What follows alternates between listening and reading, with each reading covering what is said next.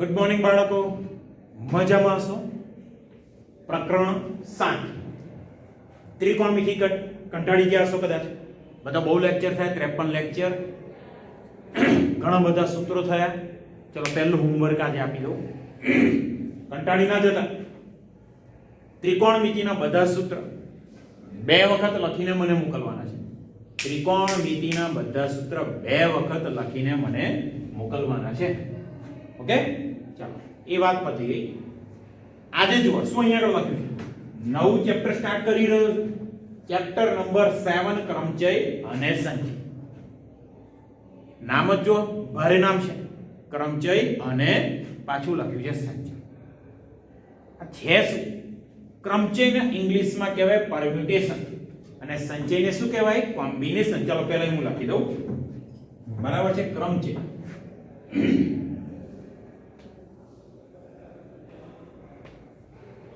ક્રમચયને શું કહીશું? પરમ્યુટેશન્સ. અને સંચય એટલે થાય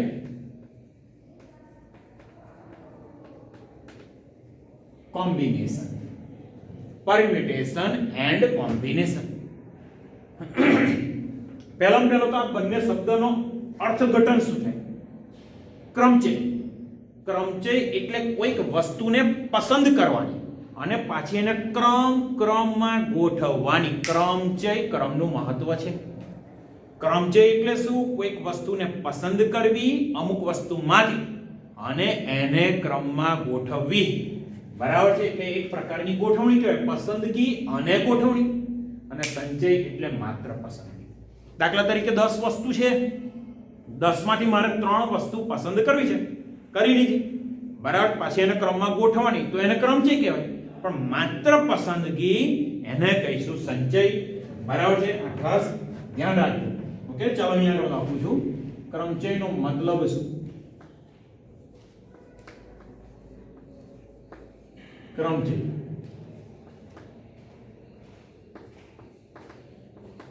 પસંદગી કરીને ગોઠવણી કરવી. પસંદગી કરીને ગોઠવણી કરવી, આ થઈ ગયો ક્રમચય. અને વાત આવી હવે સંચય. સંચય એટલે માત્ર પસંદગી કરવી. પસંદગી કરવી અને પસંદગી કરીને ક્રમમાં ગોઠવવું. આ બંનેનો અર્થ છે ક્રમચય સંચય. ટોપિક ક્રમચય સંચય, આ મુદ્દાની વાત કરીશું પછીના લેક્ચરમાં. પણ સૌથી પહેલો આ ચેપ્ટરનો ટોપિક છે ગણતરીનો મૂળભૂત સિદ્ધાંત. કયો ટોપિક છે? ગણતરીનો મૂળભૂત સિદ્ધાંત. ચાલો હું ટાઇટલ લખી દઉં પહેલા, બરાબર છે. અહીંયા આગળ છે ગણતરી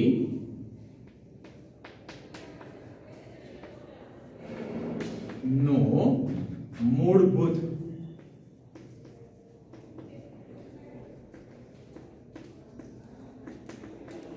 સિદ્ધાંત. ગણતરીનો મૂળભૂત સિદ્ધાંત આ ચેપ્ટરનો પહેલો ટોપિક છે. પાછો આ ગણતરીનો મૂળભૂત સિદ્ધાંત શું? ચાલો અહીં આગળ ઉદાહરણ તમને આપું.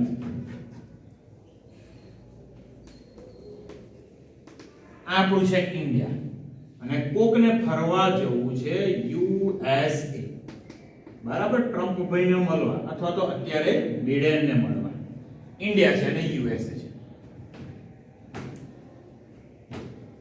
પણ ઇન્ડિયા ને યુએસએ, ઇન્ડિયાથી યુએસએ જવું છે, તો પાછું જે ભાઈને જવું છે એ ભાઈને બાય પ્લેન જવું છે. By plane. અહીંયા આગળ ઇન્ડિયાથી યુએસએ જાય છે પણ પ્લેન દ્વારા. બરાબર છે. અહીંયા લખું છું વિમાન દ્વારા જાય છે. હવે માર્કેટમાં વિમાનની 5 કંપની અવેલેબલ છે. બરાબર. કિંગફિશર, વિજય માલ્યા, ઓળખો ને? એ કિંગફિશર, એર ઇન્ડિયા, એ બધી ઘણી બધી કંપની હોય. કેટલી કંપની અવેલેબલ છે? વિમાનની 5 કંપની અવેલેબલ છે. તો એ વ્યક્તિ ઇન્ડિયાથી યુએસએ જવા માટે પાંચમાંથી કોઈ એકની પસંદગી કરી શકે. બરાબર છે. A B C D E વિમાનની કેટલી કંપની છે? 5 કંપની અહીંયા લખી રાખો. 5 કંપની અવેલેબલ છે. પાંચમાંથી કોઈ પણ રીતે જઈ શકે. હવે વ્યક્તિ યુએસએ અપ ટુ ડેટ ફરી લીધું. બરાબર છે. યુએસએ ડોલર એને વાપરી કાઢ્યા. હવે પૈસા થઈ ગયા ખાલી અને આવું છે પાછું ઇન્ડિયા. તો યુએસએ થી ઇન્ડિયા આવવા માટે યુએસએ થી પાછું એમને કઈ આવું છે? ઇન્ડિયા. ગયા હતા તો ફરવા જ. બરાબર છે. રૂપિયા 5 થઈ ગયા 5. હવે યુએસએ થી ઇન્ડિયા આવું છે તો એને પાછું પ્લેનમાં નહીં આવું. શેમાં આવું છે? જહાજમાં.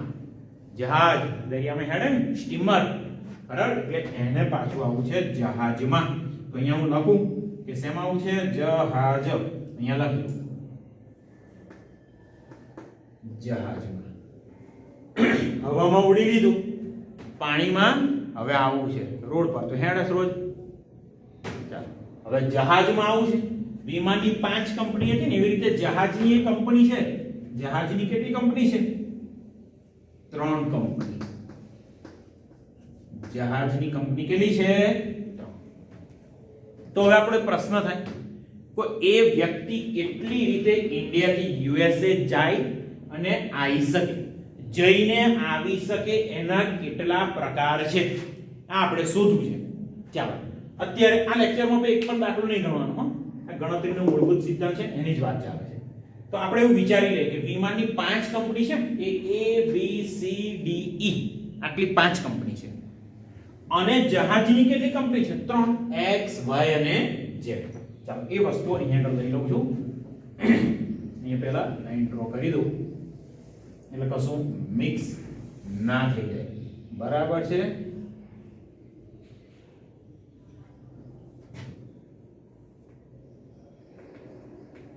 વિમાનની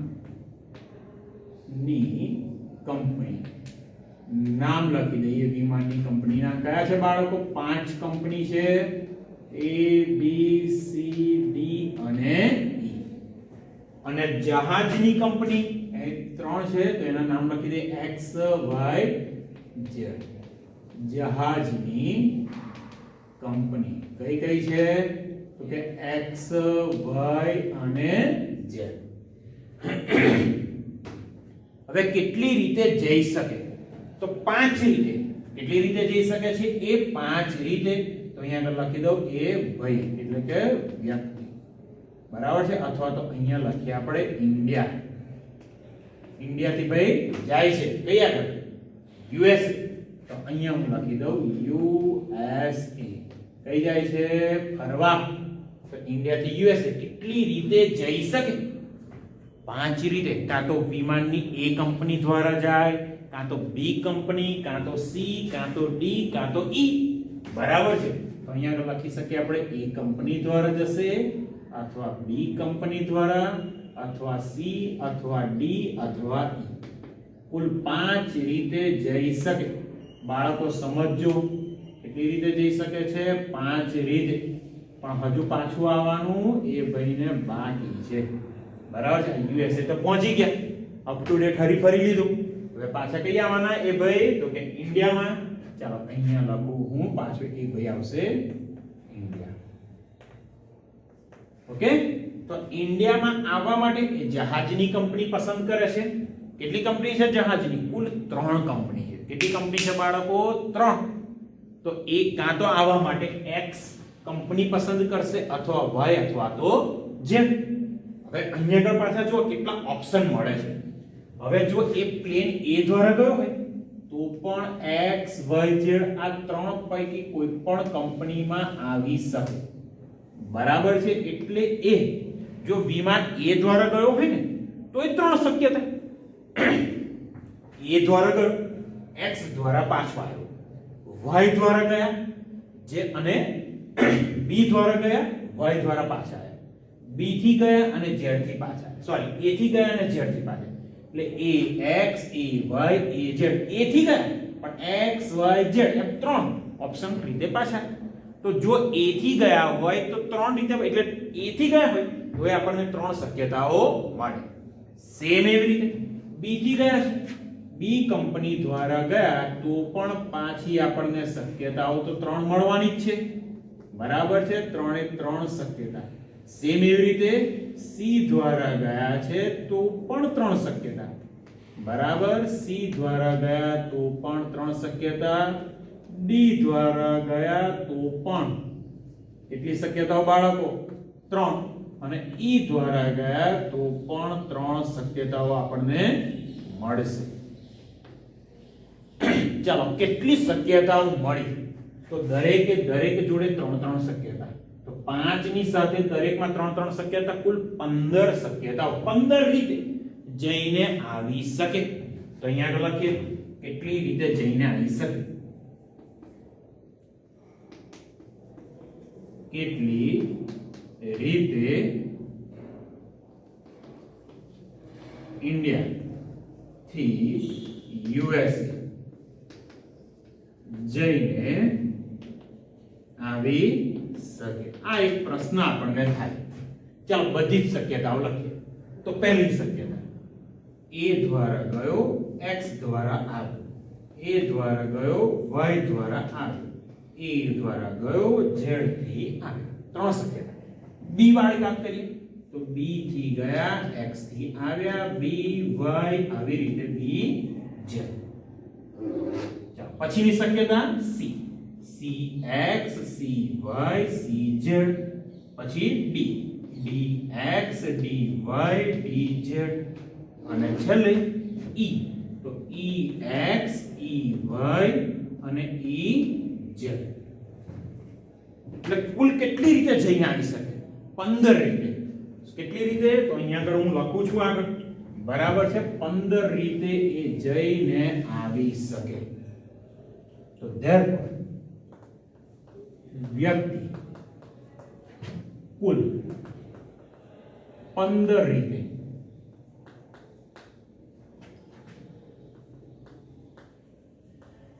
ઇન્ડિયાથી યુએસએ જઈને આવી શકે. જો તો 15 રીત, તો અહીંયા આગળ સીધું એવું ના થાય કે 5 કંપની અને 3 કંપની, તો 5 તરી 15. સિમ્પલ, 5 તરી 15. બરાબર છે, બહુ જ સિમ્પલ છે. હવે આવો જ એક બીજો દાખલો લઈએ આપણે. વિચારજો તમે, બીજો એક દાખલો લઈએ છે સેમ આ પ્રકારનો, કોઈ જ ફરક નહીં. ચાલો, એ ભાઈ પાછા ઉપડે છે ઇન્ડિયાથી, જાય છે ક્યાં? જાય છે ક્યાં? ઓસ્ટ્રેલિયા. ચાલો, પાછા ઓસ્ટ્રેલિયાથી ન્યુઝીલેન્ડ. બરાબર છે, અને ન્યુઝીલેન્ડ થી પાછા ઇન્ડિયા. ઇન્ડિયાથી ઓસ્ટ્રેલિયા, ઓસ્ટ્રેલિયાથી ન્યુઝીલેન્ડ અને ન્યુઝીલેન્ડ થી આવવાના એ ભાઈ ઇન્ડિયા. ચાલો, ઇન્ડિયાથી ઓસ્ટ્રેલિયા કોઈ પણ રીતે જતા હોય. બરાબર છે, ઇન્ડિયાથી ઓસ્ટ્રેલિયા બાય પ્લેન. ચલો, બાય પ્લેન એટલે વિમાન દ્વારા જાય છે. વિમાન દ્વારા જાય છે. કેટલી કંપની અવેલેબલ છે? 3. ઓસ્ટ્રેલિયાથી New Zealand by road, 2 road possible છે. અને ન્યુઝીલેન્ડ થી ઇન્ડિયા જહાજ દ્વારા જાય છે. એ પણ જહાજની કુલ કેટલી કંપની અવેલેબલ છે? 2.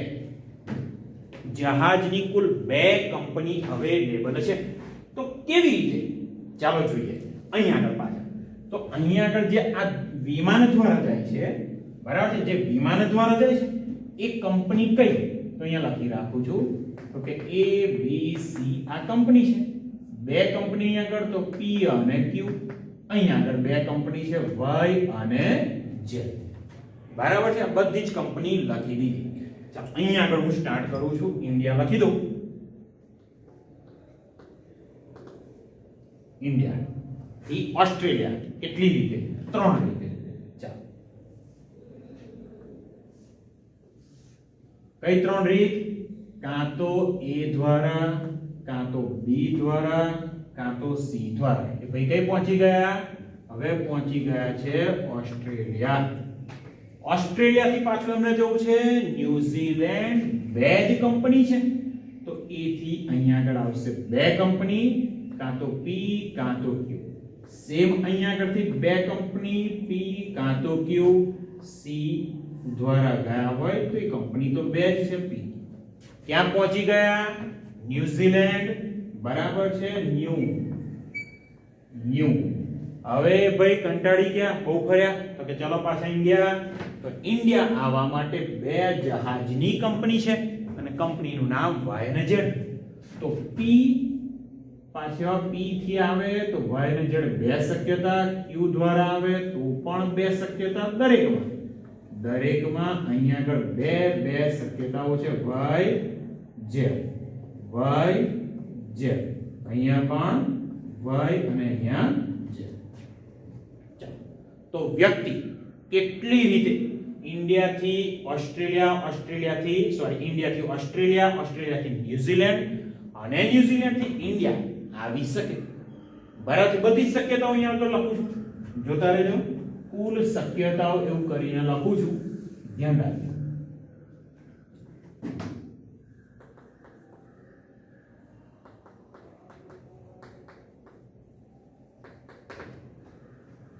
ચાલો, કુલ શક્યતાઓ. પહેલી શક્યતા A દ્વારા જાય, P દ્વારા અને Y દ્વારા પાછા આવે. તો કુલ શક્યતાઓ કેટલી છે? તો કે A P Y.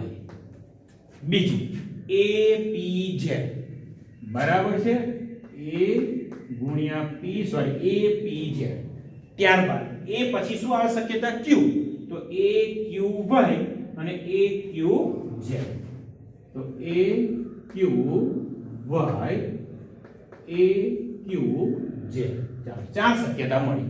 જો A દ્વારા જાય તો, B દ્વારા જાય તો બીજી ચાર શક્યતા કઈ? તો કે B P Y B P Z. હવે P ની જગ્યાએ આવશે Q. તો અહીંયા લખું છું B Q Y B Q Z. જો તો 8 શક્યતાઓ થઈ. 8 રીતે ઇન્ડિયાથી ઓસ્ટ્રેલિયા, ઓસ્ટ્રેલિયાથી ન્યુઝીલેન્ડ, ન્યુઝીલેન્ડથી ઇન્ડિયા પાછા આવી શકે. હજુ શક્યતા બાકી છે. C રહે. તો અહીંયા આગળ લખીએ આપણે, બરાબર છે, C P Y C P Z. P ની જગ્યાએ આવી જવાના Q C Q Y C Q Z. પતી ગયું? તો કુલ 12 રીતે ઇન્ડિયાથી ઓસ્ટ્રેલિયા, ઓસ્ટ્રેલિયાથી ન્યુઝીલેન્ડ અને ન્યુઝીલેન્ડથી ઇન્ડિયા પરત આવી શકે છે. બરાબર, 12 શક્યતાઓ થઈ. તો સર ગણતરીનો મૂળભૂત સિદ્ધાંત છે શું? બરાબર છે. પાછો તમને પ્રશ્ન એવો થાય કે સર ગણતરીનો મૂળભૂત સિદ્ધાંત છે શું? બરાબર છે. ચાલો અહીંયા આગળ ધ્યાન રાખો.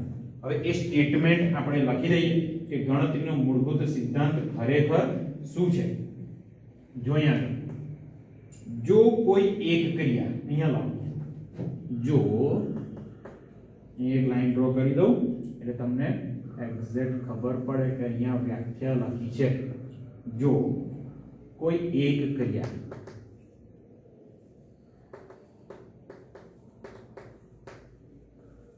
એમ રીતે થાય તથા તેને આનુષંગિક બીજી કોઈ ક્રિયા તથા તેને આનુષંગિક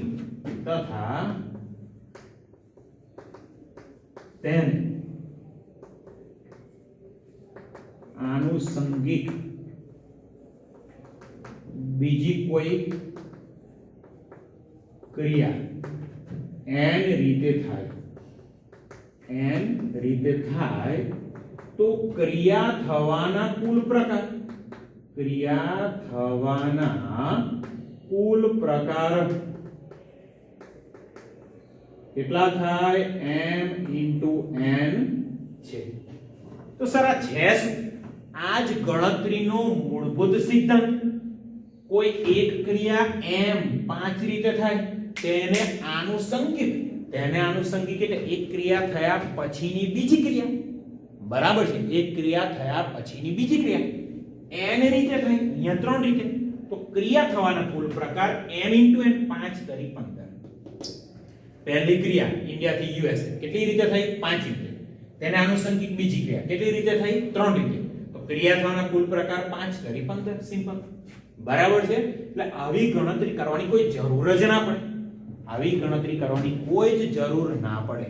પહેલી ક્રિયા એમ રીતે થઈ, બીજી ક્રિયા એન રીતે થઈ, તો ક્રિયા થવાના કુલ પ્રકાર m * n આવું આપણે કહી શકીએ. ચાલો એના પછી આ જ વ્યાખ્યા પણ 3 ક્રિયા થાય 3 વખત. અહીંયા લખ, જો કોઈ ક્રિયા, બીજું ઉદાહરણ આપ્યું ને સેમ એવું, જો કોઈ એક ક્રિયા, સોરી, જો કોઈ એક ક્રિયા એમ રીતે થાય, તેને આનુષંગિક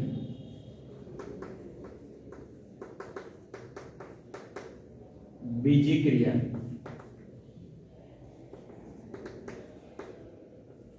એન રીતે થાય તથા બંનેને આનુષંગિક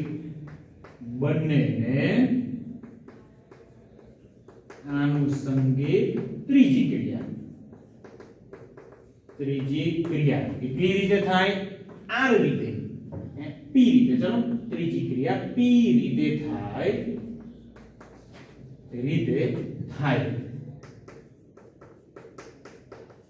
તો ક્રિયા થવાના કુલ પ્રકાર કેટલા થશે?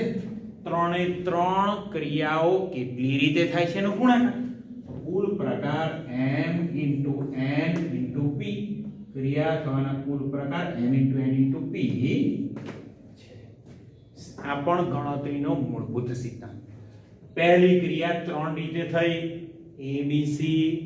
બીજી ક્રિયા 2 રીતે, દરેકમાં pq pq pq. ત્રીજી ક્રિયા 2 રીતે, yz. પહેલી ક્રિયા m રીતે, બીજી n રીતે, ત્રીજી p. તો ક્રિયા થવાના કુલ પ્રકાર 3 એ 3 નો ગુણાકાર. તો 3 દુ 6 દુ 12, 12 આપણી જોડે શક્યતાઓ મળે છે. જો તો 1 2 3 4 5 6 7 8 9 10 11 અને 12. કુલ 12 શક્યતાઓ મળે. 12 રીતે આ એક ક્રિયા પૂર્ણ થઈ શકે. ઇન્ડિયાથી ઓસ્ટ્રેલિયા ગયા, ઓસ્ટ્રેલિયાથી ન્યુઝીલેન્ડ, ન્યુઝીલેન્ડથી પાછા ઇન્ડિયા ગયા. બરાબર, આ ખાસ ધ્યાન રાખો. આને કહેવાય ગણતરીનો મૂળભૂત સિદ્ધાંત. પહેલું 7.1 આખું ગણતરીના મૂળભૂત સિદ્ધાંત ઉપર આધારિત છે. બરાબર છે, વાત કરીશું. હજુ આગલા લેક્ચરમાં ઘણી બધી ચર્ચાઓ કરવાની છે. યાદ રાખો, ક્રમચય, પસંદગી અને ત્યારબાદ ગોઠવણી. સંચય, પસંદગી, પૂર્વ. બરાબર, ગણતરીનો મૂળભૂત સિદ્ધાંત. કોઈ એક ક્રિયા m રીતે થતી હોય તેને આનુષંગિક બીજી ક્રિયા n રીતે થાય તો ક્રિયા થવાના કુલ પ્રકાર m * n. કોઈ ક્રિયા m રીતે થાય, બીજી n રીતે, ત્રીજી p રીતે, તો ક્રિયા થવાના કુલ પ્રકાર 3 નો ગુણાકાર m * n * p. ઉદાહરણ બંનેના આપેલ. તો સર 4 ક્રિયા થાય તો? બરાબર છે, પહેલી ક્રિયા m રીતે, બીજી n રીતે, ત્રીજી p રીતે, ચોથી ક્રિયા q રીતે. તો ક્રિયા થવાના કુલ પ્રકાર m * n * p * q. 4 એ 4 નો ગુણાકાર. બહુ જ સહેલું. 5 રીતે, 5 એ 5 નો ગુણાકાર. બિલકુલ ધ્યાન રાખજો બાળકો. ઓકે, તો અહીંયા આગળ આ લેક્ચર પૂરો કરીએ. પણ આ ટોપિક ખાસ એમાં નોંધમાં આ લખવાનું છે. લખો હોય તો બધું લખી લેજો. બરાબર છે, બહુ સારી વસ્તુ છે. ગણતરીનો મૂળભૂત સિદ્ધાંત, ઉદાહરણ અને હજુ બીજી થોડી ચર્ચા કરીશું. ત્યારબાદ આપણે દાખલાઓ શરૂ કરીશું. ઓકે, ચાલો લેક્ચર અહીંયા આગળ પૂરો કરું છું. ઓકે, અને ત્રિકોણમિતિના સૂત્રો 2 વખત લખીને મોકલાવાના છે. ફરીથી યાદ કરાવું છું. ઓકે, ચાલો ત્યારે આવજો.